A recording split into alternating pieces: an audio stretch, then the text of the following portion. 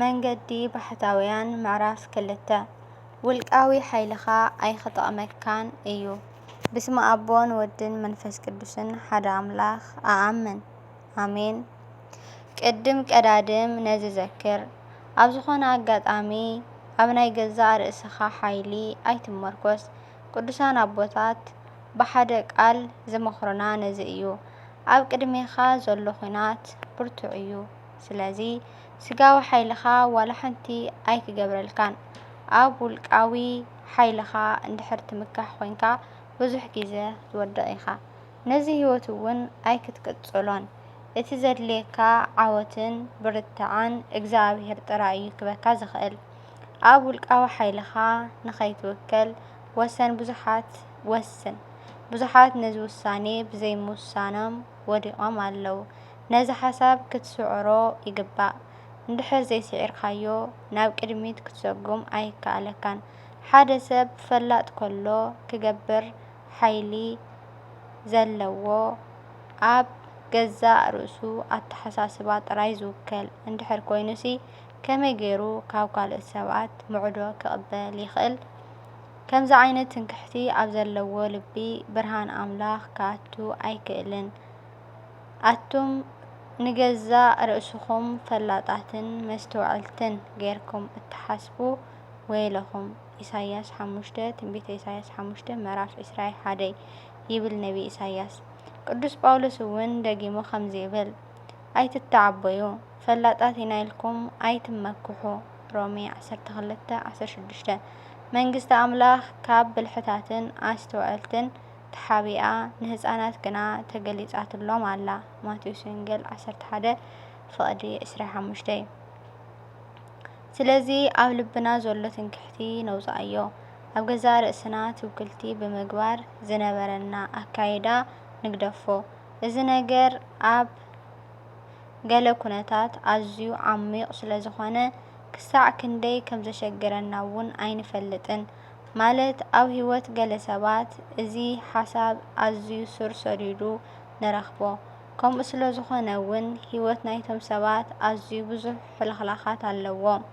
ኣብ ህይወትና ዝገሃድ ዘሎ ዝተፈላለየ ሽግር ናይ ነፍስናን ስጋናን መከራ ኩሉ ጭንቀትን ሽግርን ካብ ምንታይ ድዩ ዝብገስ ዘሎ? ካብቲ ኣብ ህይወትና ዘሎ ስስዐ ትንክሕቲ ገዛእ ርእስኻ ጥራይ ካብ ምፍታውን ኣብ ውልቃዊ ሓይልኻ ጥራይ ንውከል ስለ ዘለናን ድዩ? እስኪ ናብ ህይወትካ ምልስ ኢልካ ጠምታ። መዓልታዊ ገዛእ ርእስኻ ጥራይ ክትዕግብ እንዲኻ ተጸሚድካ ትውዕል? ገዛእ ርእስኻ ጥራይ ስለትፈትዋ እውን ኩሉ ግዜ እሱር ኢኻ። ካብ ንግሆ ክሳብ ምሸት እሱረ ስጋ ኢኻ። ንግሆ ትትስእ እሞ ሕጂ ከምዚ ክሰቲ እየ፣ መሊሰ ከምዚ ክሰርሕ እየ፣ ከምዚ እውን ክበልዕ እየ፣ ከምዚ እውን ከንብብ እየ ትብል። ረኣዮ እሞ ሙሉእ ግዜኻ ብዛዕባ ስጋኻ ጥራይ ክትሓስብ ተሕልፎ። ነገራት ከምዚ ዝሓሰብካዮ ምስ ዘይሰልጠካ እውን ኣዝኻ ትሓርቕን ትቑጣዕን። ውሽጥኻ ኣፀቢቕካ ምርምሮ እሞ ከምኡ ፀገም ከም ዘለካ ክትርዳእ ኢኻ። ሰባት ክቃወሙኻ እንከለዉ ትሓርቕ እንዲኻ። እዚ መርኣያ ናይቲ ፀገም እዩ። ውፅኢቱ ናይዚ ኣብ ባርነት ሓጢኣት ከም እንነብር ጌርና ኣብቲ መንፈስ ጎይታ ዘለዎ ድማ ኣብኡ ሓርነት ኣሎ። 2 ቆሮንጦስ 3:17 ብስጋዊ ስምዒት ተባሒትካ ከመይ ጌርካ ሓርነት ክህልወካ? ጎይታ እንታይ ድዩ ኢሉና? ንኣምላኽ ዝያዳ ክነፍቅርን ንብፃይና ከም ነፍስና ክነፍቅርን እንድዩ ከምኡ ንገብር ዶ ኣለና? ብንጹር ሓሳብና ብውልቃዊ ጉዳይና እንድዩ ተባሒቑ ዝውዕል? ስለዚ ዝኾነ ሰናይ ነገር ካባኻ ከም ዘይርከብ ትረዳእ። ምናልባት ንኻልእ ሰባት ናይ ምፍቃር ሰናይ ሓሳብ እንተሕዲርካ ካብ ውልቅኻ ከም ዘይኮነ ፍለጥ። ካብቲ ምንጪ ኩሉ ሰናይ ነገር ወሃቢ ህይወት ኣምላኽ ዝተውሃበካ ውህብቶ ምዃኑ ንሱ ኣብ ህይወትካ ዘግህዶ ሓይልን እዩ። ሰናይ ነገር ናይ ምግባር ሓይሊ እውን ብናይ ውልቃዊ ክእለት ዝሰልጥ ዘይኮነስ ውህብቶ ስሉስ ቅዱስ እዩ። ሳልሳይ ነጥቢ ግራት ልብኻ ጀሚርካዮ ዘለኻ ህይወት ልክዕ ናይ ሓረስታይ ህይወት እዩ። እቲ ግራት ማይ ዘርኢ ሙቐት ፀሓይ ኩሉ ዝውህብቶ ኣምላኽ እዩ። እቲ ዕዮ ግና ናይቲ ሓረስታይ ሓረስታይ ጽቡቕ እቶት ንኽረክብ ኣበርቲዑ ክጽዕር ኣለዎ። ንግሆን ምሸትን ክዓዪ ይግባእ፣ ክኹስኩሶ ክጽህዮ፣ ካብ ባልዕ ክከላኸሎን ካብ ኣዕዋፍ ክሕልዎን ይግባእ። ኩሉ ግዜ ተጊሁ ክሰርሕ ይግባእ፣ ብዘይ ዕረፍትን ብዘይ ምስልካይን ክሕልዎ እውን ኣለዎ። ዋላ ነዚ ኩሉ ጻዕርታት ምስ ገበረ ናይዚ ሕርሻ እቶት ኣብ ሓደ ዓብዪ ሓይሊ ይምርኮስ። ኣብ እግዚኣብሔር ክንሕልዎን ክንከናኸኖን ተዋሂብና ዘሎ ዕየ ግራት ልብና እዩ። እቶት ከኣ ዘለኣለማዊ ህይወት ዘለኣለማዊ ህይወት እዩ።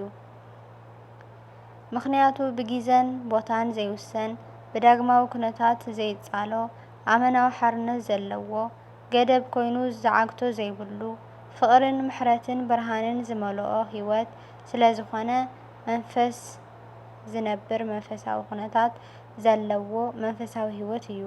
ኣብዚ ምድሪ ይጅምር መወዳእታ እውን የብሉን።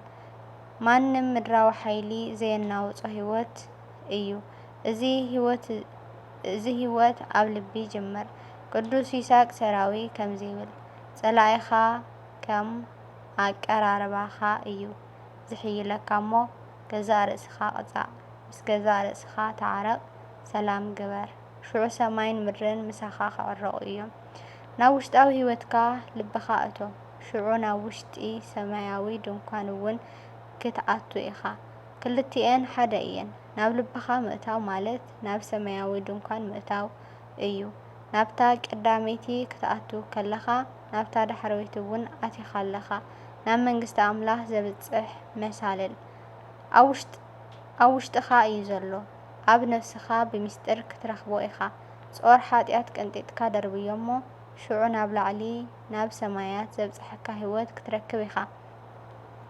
ኣቦታትና ሰማያዊ ድንኳን ዝብልዎ ንመንግስቲ ኣምላኽ እዩ። መንግስቲ ኣምላኽ ሰማያት እውን ካልእ ስም መንግስተ ሰማያት ማለት ብሓጺሩ ክርስቶስ እዩ። ብክርስቶስ ምንባር ማለት ዘለኣለማዊ ህይወት ምንባር እዩ። ስቕታን ዘይርአ ኩናትን ሳልሳይ ክፋል ይቕጽል። ወስብሐት ለእግዚአብሔር ወለወላዲቱ ድንግል ወለመስቀሉ ክቡር ይኹን ኣሜን።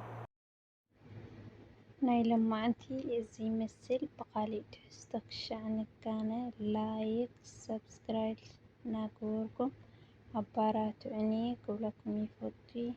መብዛሕትኦም ቪድዮ ኢኹም ትሪኡ እምበር ሰብስክራይብ ኣይትገብሩ።